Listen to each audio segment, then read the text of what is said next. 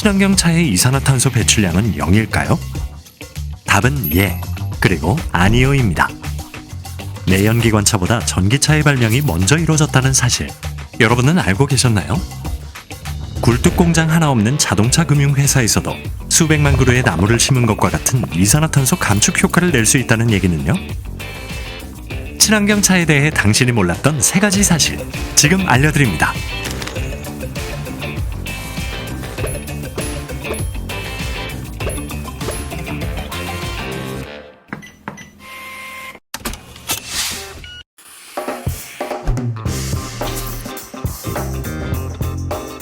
모건 스탠리의 한 보고서에 따르면 2015년 전 세계를 통틀어 100만 대에 불과했던 전기차는 2047년 무려 1000배가 늘어 10억 대를 돌파할 것으로 예상됩니다. 2038년부터는 내연기관차의 판매량을 앞지르면서 2050년에 이르러선 전 세계 판매 차량 가운데 80%를 전기차가 차지할 전망입니다. 그런데 사실 전기차는 내연기관차보다 먼저 발명됐다는 걸 아시나요? 영국의 에디슨이라 불리는 토마스 파커는 지난 1884년 세계 최초의 전기차 상용화에 성공합니다. 가솔린차가 판매되기 5년 전의 일입니다. 알고 보면 세계 최초의 자동차는 전기차였던 셈입니다. 수소차 역시 오랜 역사를 갖고 있습니다. 오스트리아 출신 과학자 카를 코르데시는 냉전이 한창이던 1950년대 미국 CIA의 전신인 OSS에 의해 포섭돼 미국의 항공 국방연구에 투입됩니다. 그가 설계했던 연료전지를 기반으로 1966년 GM은 세계 최초의 수소차를 내놓게 됩니다. 다만 이 수소차 역시 비용 문제에 막혀 단 한 대만 제작된 채 더 이상 진척을 보지 못했습니다. 지난 2013년 이 수소차를 세계 최초로 양산해낸 기업이 현대자동차 그룹입니다.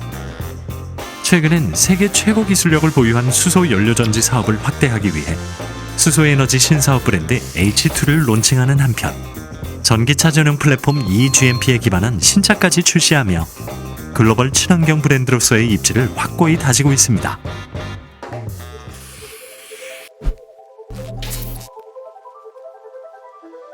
전기차, 수소차가 친환경 시대의 필수제가 된 이유, 운행 중 매연을 하나도 배출하지 않기 때문이죠. 다만 친환경차의 제조에서 폐기까지를 포함하는 전 과정에서 발생하는 이산화탄소는 여전히 풀어야 할 숙제입니다. 하지만 네덜란드 에인트호번 공과대학 연구진은 LCA 관점에서 본 이산화탄소 배출량이 너무 부풀려져 있다고 주장하기도 합니다. 실제 유럽 교통 전문 NGO인 TNE에 따르면 LCA를 감안하더라도 전기차의 평균 CO2 배출량은 주행거리 1km당 90g에 불과한데 반해 디젤차와 가솔린차는 이에 각각 2.6배, 2.8배에 달합니다. 수소차 역시 일반 내연기관차보다 온실가스 배출량이 적은 것에서 한 걸음 더 나아가 주행 중 흡입하는 공기의 불순물을 제거하는 과정에서 대기에 떠있는 초미세먼지를 99.9% 이상 제거해줍니다. 수소차는 전기차에 비해 버스, 트럭 등 상용차를 비롯해 크기가 다양한 차종의 출시가 더 자유롭다는 장점도 있습니다. 차체나 주행거리를 늘리기 위해 전기차는 그에 맞춰 무겁고 큰 배터리팩을 달아야 하지만 수소차는 고압 수소 탱크의 용량만 키우면 되기 때문이죠.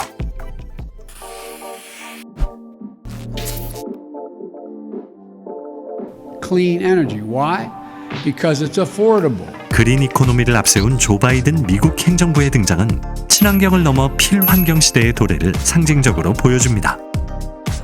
이미 애플이나 구글, 아마존 등 많은 글로벌 기업들은 기업 전력의 100%를 신재생 에너지로 충당하는 이른바 아리백 캠페인에 참여하는 등 필환경 시대를 선도하고 있습니다. 그런데 굴뚝 공장도 제조 물품도 없는 눈에 보이지 않는 돈의 가치를 다루는 금융기업 역시 이산화탄소를 감축할 수 있는 방법이 있다는 것 알고 계신가요? 현대캐피탈은 2015년 업계 최초로 전기차 전용 리스 상품을 개발했고 2018년엔 수소차 전용 리스 상품도 내놨습니다. 소비자들이 리스, 렌트, 할부 등 현대캐피탈의 친환경차 전용 금융상품을 이용해 구매한 친환경 자동차는 20만 대에 달합니다. 최근엔 우편 및 택배 배달용 전기차 리스 및 유지 관리, 중소상공인 대상의 초소형 전기차 보급 사업 등 전기차의 저변을 넓히는 데에도 앞장서고 있습니다.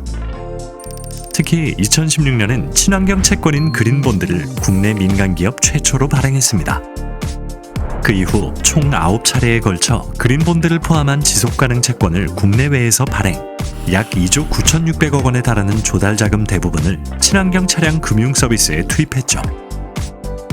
그렇다면 그린본드가 환경에 미치는 영향은 얼마나 될까요? 지난 2019년 국내에서 발행한 2차례의 그린본드만 살펴봐도 현대캐피탈은 조달자금 5천억 원을 24,000대의 친환경 자동차 금융 서비스에 투입했습니다. 이를 통해 감축한 이산화탄소량만 해도 16,300톤에 달하죠. 30년생 소나무 247만 그루를 심은 것과 마찬가지의 효과를 자동차 금융회사만의 방식으로 구현한 셈입니다.